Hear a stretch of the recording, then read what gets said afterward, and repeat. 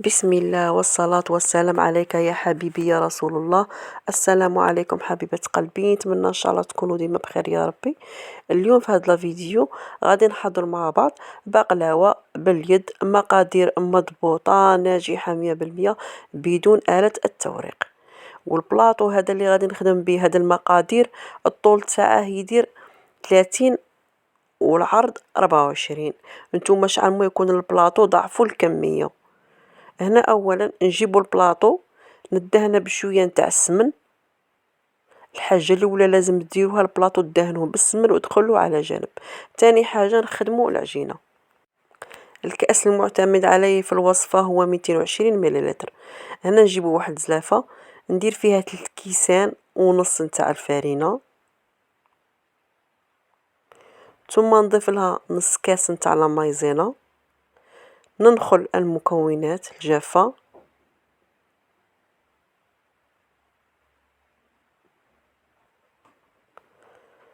ثم نضيف هنايا لافاني مع رشة نتاع الملح. ننخل المكونات كذلك. من بعد هنايا نضيفو ملعقة أكل نتاع لحظة بودرة. هاد اللحظة هي اللي غادي تخلي لكم لاباط نتاع البقلاوة هشيشة. نخلط المكونات الجافة، ثم هنايا نوجدو كاس. هاد الكاس نديرو فيه نص كيلة نتاع قلت لكم نص كيلة نتاع السمن مع نص كيلة تاع زبدة التوريق. ثم هنايا نديرو حبة بيض كاملة نضربها مليح بالكارفو ونديرها على العجينة، ثم نضيف عليها هذاك الكاس نتاع اللي درنا فيه السمن والزبدة التوريق.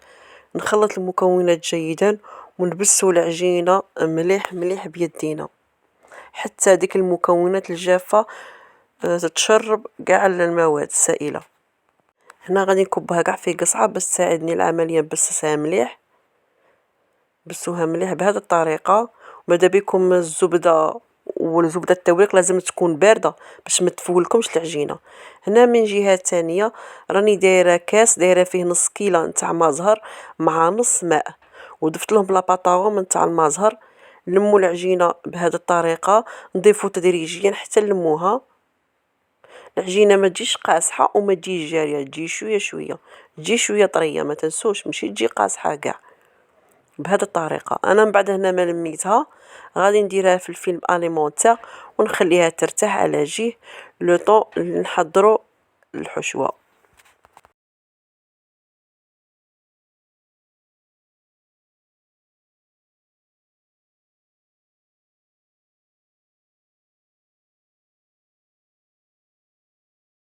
انا بالنسبه للحشوه هنا راه عندي 500 غرام تاع كاكاو بلا قشور، حمصته في الكوشه حتى دا داك اللون الذهبي، ما تحرقوش باش ما تقعدش في البقلاوه فيها ريحه الحريق. نديرها في الروبور للطحنه، ما نديروهش بودره وما نديروش خشين خشين، يجي شويه مويا. انا هذا الروبور بني ما نكذبش عليكم باسكو هذا ماشي تاع الكاوكاو كونكاسي، هذا تاع اللحم. هذاك نحرق لي ما نكذبش عليكم راني بلا روبو، خاصني واحد. دونك هنايا درت رطل تاع كاوكاو محمص داري 3 كيلات ونص، عبرتها ضفت لها كاس تاع السكر ناقص 2 دوا يعني 2 اصبع باش ما تجيناش الحلاوه، مع ملعقه صغيره فانيلا مع ملعقه صغيره تاع القرفه. نخلط المكونات الجافه جيدا. من بعد نضيف لها هنايا راه عندي نص كاس نتاع المازهر، ضفت له لاغوم او لا باطاغوم نتاع المازهر. نخلطها ونبقى نضيف تدريجيا وتبقى تدخلوا المازهر باطراف الاصابع، ما تعجنوهاش باش البقلاوه ما تجيكوش معجنه وقاصحه من الداخل. دونك بهذه الطريقه. وهنا المازهر غير باش يذوب لنا السكر بهذه الطريقه. والله يا هاد لاباطاغوم تاع المازهر لو كان تضيفوها تطلق واحد البنه ولا اروع في البقلاوه، تصدقوني نطيب فيها وطلقه الريحه الشابه. نخليها على جهه ونمشيو نخدموا العجينه تاعنا. هنا العجينه تاعي وزنتها دارت لي 900 غرام، قسمتها على زوج يعني 450 غرام درتها من التحت و450 غرام من الفوق. هنا العجينه قسمتها على 3. نتوما هنايا ما عندكمش الميزان عينكم ميزانكم ماشي ضروري. انا الميزان عندي غير من نخدم به لي كوموندو كاع. هنايا راني دايره 3 العجينه الاولى درت 3 تاع الكريات، درتها في الاليمونتير وخليتهم على جي وقلت لهم قسموهم متساويين. هنا بالنسبه لاباز نتاع البقلاوه نبداو بها. اولا نجيبوا العجينه الاولى، ندير لا مايزينا على طاوله العمل، نحل العجينه تاعي على الشكل اللي تكون عليه البلاطو، يا مربع يا مستطيل، نحلوه بهذه الطريقه كيما راكم تشوفوا.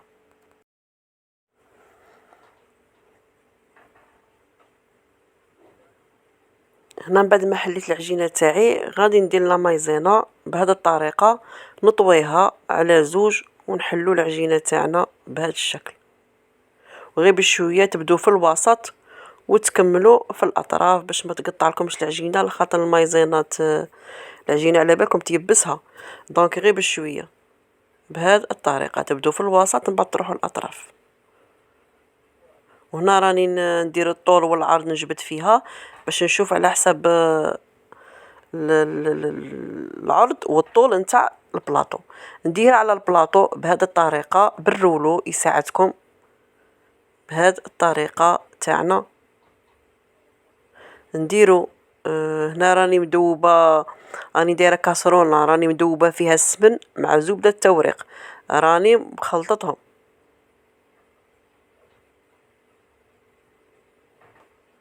نخليها على جنب. من بعد هنايا نجيبو كذلك المايزينا ونحلو العجينه الثانيه نفس الطريقه بالنسبه للعجينه الاولى، نعاودوها للعجينه الثانيه. درت هنا الرولو صغير باش ما تقطعليش العجينه، يساعدني غايه كاع. ندير المايزينا في الطرف ونطوي العجينه تاعي بهذه الطريقه، الصوره تعبر عن نفسها كاع، نقول لكم انا ماشي كما تشوفوا بعينيكم. دوك نحلو العجينه قلت لكم في الوسط، من بعد جو الاطراف غير بشويه عليكم. هنا لا فيديو راني شويه نخفف فيه باش ما يجيش طويل. وهنايا نقلعوا المايزينا كي يجوا نلموها في الرولو، لخاطر المايزينا لا كثرتوا منها على بالكم باللي طفشه ديلكم المروريه، تستبني المروريه في البقلاوه. دونك ديروا كميه معتبره بين العجينه وعجينه باش ولا كي تجوا تلموها وخروا هذيك المايزينا. دونك هنايا نديروا وحده على وحده بهذه الطريقه، نعاودوا ندهنوها بالسمن وزبده التوريق اللي ذوبناها بهذه الطريقه حتى في الاطراف. وديروا نعاودوا نحلوا العجينه الثالثه نتاع القاعده، كذلك نديروا لا مايزينا ونحلوها بالحلال نفس الطريقه بالنسبه للثالثه. ندير لا مايزينا نطوي ونحلوها، قلت لكم تبدو في الوسط غير بشويه، تعاودوا تروحوا الاطراف باش ما تقطع لكمش العجينه، خاطر قلت لكم المايزينا تيبس العجينه وتقصحها، دوك تفتت لكم غير بشويه عليكم.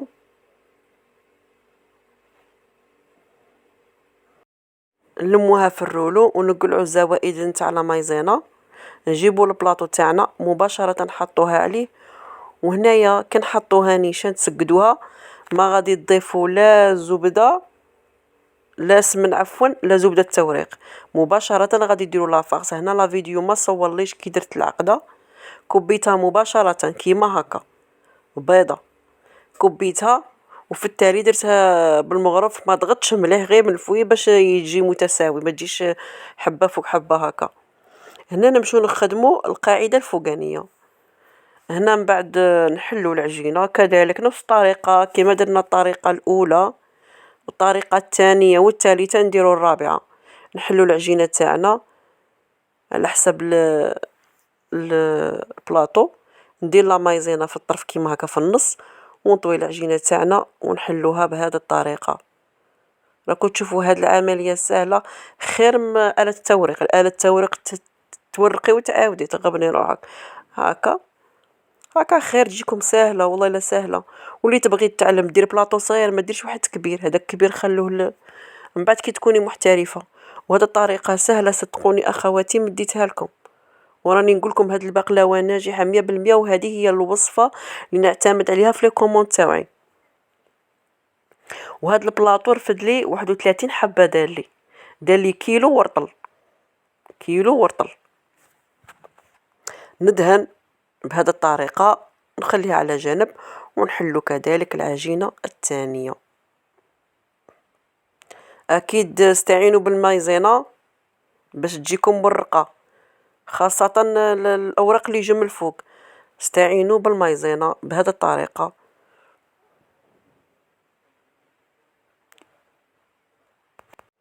نديروا لا مايزينا، نطوي العجينة ونحلوها بهذه الطريقة قد البلاطو تاعنا. نديرها في الرولو، نقلع هذوك الزوائد تاع لا مايزينا ونجيب البلاطو نديرها عليه على العجينة اللي درناها. من بعد هنايا ندهنوها كذلك بالزبدة التوريق مع السمن، نعاودو نروحو نحلو العجينة الأخيرة بهذه الطريقة، ونديرو المايزينا. أكيد نستعينو بالمايزينا. نديرو النص تاع المايزينا،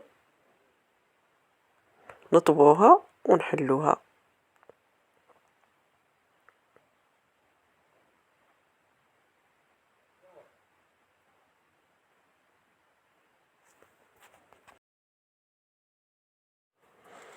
نلموها في الرولو كذلك ونديرها على البلاطو بهذه الطريقة. نديرها بشكل متساوي حتى في الحواف.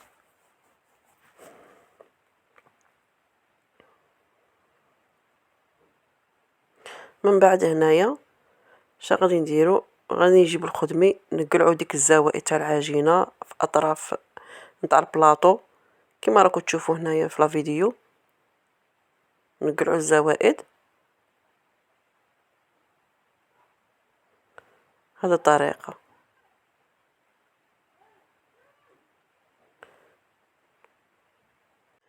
وهنايا غادي نجيبو طريقة باش تجيكم سهلة العملية، نجيبوها الطابع تاع المقروط، نقيسو باش تجينا حبة قد حبة بهذه الطريقة. غير تضغطوا باش تشدوا هذاك لافورم تاع البقلاوة عاد تقصوها.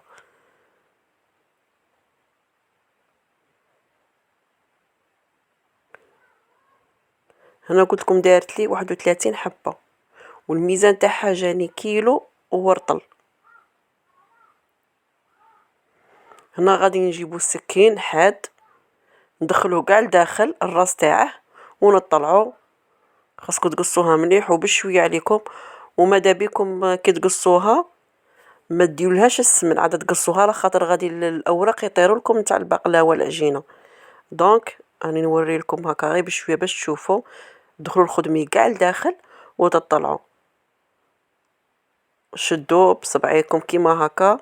من بعد هنا نغزو في الوسط، ندير حبه تاع اللوز ولا ديروا الكاوكاو اختياري اللي عندكم ديروه. من بعد هنايا ندهنوها بالسمن مع زبدة التوريق، ندهنوها مليح مليح، ندهنوها غاية باش تورق وتجي حمرا وشابة. هنايا لو طون اللي راني ندهن راني شعلت الكوشة راها حامية بالبزاف، بصح كي غادي ندخلوها للكوشة غادي نشعل الكوشة من تحت، نقصوا كاع الغاز مليح مليح، نخليها تحمار وطيبلي. وكي تشوفوا الجوانب تاعها حمارو ويكحزوا كيما راكم تشوفوا، راني نوري لكم كاع يتكمشوا على البلاطو يوخروا، تديروا تهودوها تحت وتشعلوا الكوشه من الفوق تحمر لكم. من بعد هنا ما حمارت لي وطابت لي البقلاوه، جبت هنايا بيسك عندي الكاوكاو 500 غرام. هنا العسل ما درتش 600، درت 650، يعني درت 150 غرام درت عفوا 750 غرام نتاع العسل. هنايا لو مومون اللي البقلاوه راه حاميه بزاف نديرو العسل عليها بارده. هنا جاتني العسل سواسوه، ما جات حلوه بزاف معسله، ما جات يابسه، جات معسله نيشان.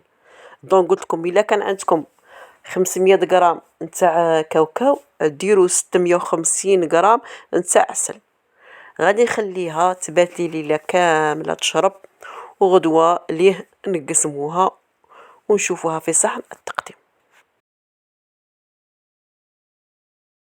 إذا أحبتي في الله، ها هي البقلاوة من بعد ما بيتها وخليتها شربت العسل تاعها كما راكم تشوفوا، مورقة ورقة على ورقة، معسلة العسل نيشان، ما كاش العسل زايدة. جات غادي نقول لكم مقرشة الهشاشة، قلت لكم من لحظة تزيد دير هذيك الهشاشة. نقول لكم، انا غادي نقسم لكم حبة باش تشوفوها كيفاش جات. بسم الله. شوفوا الاوراق كي مورقة، 6 على الورق، خاطر كل عجينة درناها على زوج، جات 6 في 6. غادي نقسم لكم الحبة. شوفوا الحبة، يعني في الساعة قسمتها، قلت لكم هشيشة، جات شابة. نتمنى ان شاء الله تجربوها، وإلا عجبتكم الوصفة تاع اليوم ما تنسوش ديرونا لايك للفيديو والاشتراك في القناة وتفعيل الجرس ليصلكم كل ما هو جديد. والسلام عليكم ورحمة الله تعالى وبركاته.